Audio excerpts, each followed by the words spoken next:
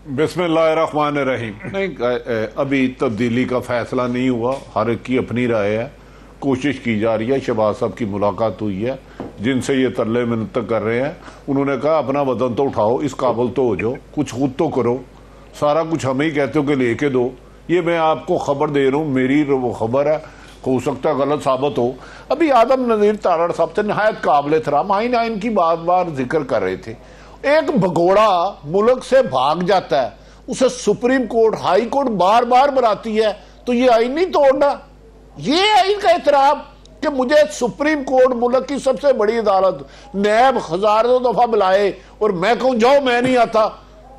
4 साल से अपनी हुकूमत में भागा वो शख्स, अपनी हुकूमत में। ये तो नून लीग पे पीटीआई पे इल्जाम लगा रहे थे, तो मुझे समझ नहीं आ रही। माशाल्लाह बहुत बड़ा नाम है इनका वकालत में, बहुत बड़ा नाम है। ओ भाई, वो भगोड़ा भाग गया। मैं आपको आम आदमी मोटरसाइकिल का लाइसेंस ना भरे तो गिरफ्तार करने पुलिस आ जाती है।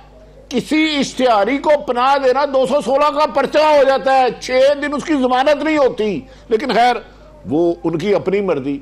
देखिए, अपोजिशन मुतरक जरूर हुई है, इसमें दो राय कोई नहीं। शहबाज साहब की मेरी इंफॉर्मेशन के मुताबिक मुलाकात भी हुई है, लेकिन कोई हतमी फैसला नहीं हुआ। इस हफ्ते फिर दोबारा इमरान साहब एक और मुलाकात करेंगे।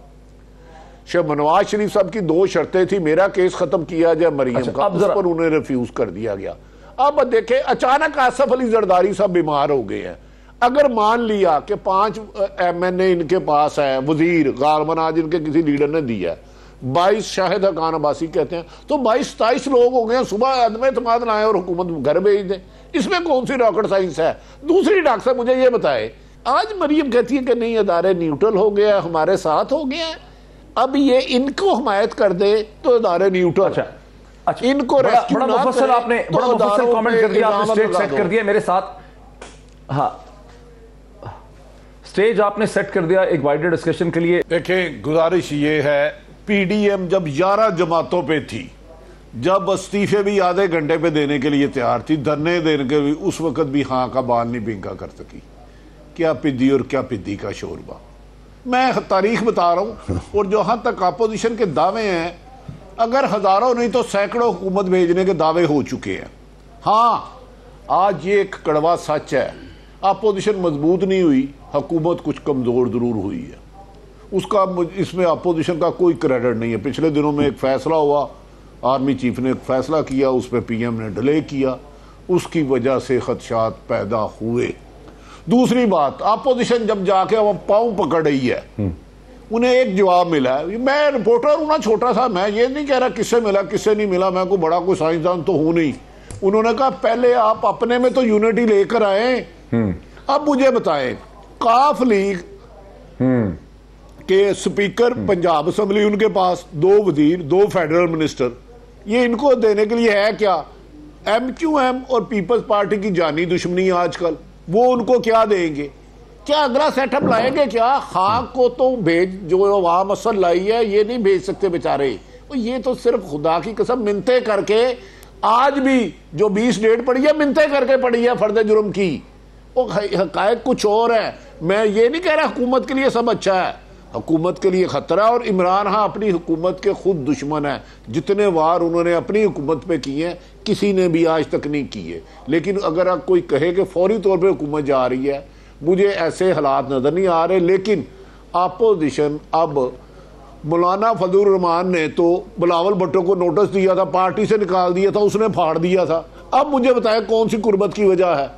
MQM काफ लीग के पास क्या लेने आई? चले, MQM काफ लीग का लाहौर में पंजाब में वोट होगा, कराची में उसका क्या रोल है? मुझे सिर्फ ये बता दे।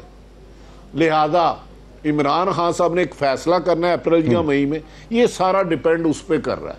अगर इमरान खान साहब उसको अच्छे तरीके से टैकल कर गए, मेरी इतला है इमरान साहब की आज या कल मुलाकात हो रही है आपके शहर के इर्द गिर्द कहीं, उसमें काफ़ी मामलात हुए हैं। अगर वो अपनी जिद पे अड़े रहे तो फिर अपोजिशन नहीं गिरा सकती, क्योंकि ये सारी अपोजिशन इकट्ठी हो जाए फिर भी नंबर गेम पूरे नहीं होंगे। इन्हें इत्तेहादी जमातें चाहिए और पीटीआई के नाराज आरकीन चाहिए। ये जहांगीर तरीन, जिसको ये डाकू चोर कह रहे थे, 4 दफा अहम तरीन शख्सियत ने फोन किया, जहांगीर तरीन ने उनका फोन नहीं सुना। ये इनके हालात है। ये बेचारे बैसाखियां ढूंढ रहे हैं। हाँ, अगर उन्होंने बिल्कुल ही हाथ कर दिया तो उन्होंने इनको ये कहा कि भाई आप आपस में यूनिटी लाए।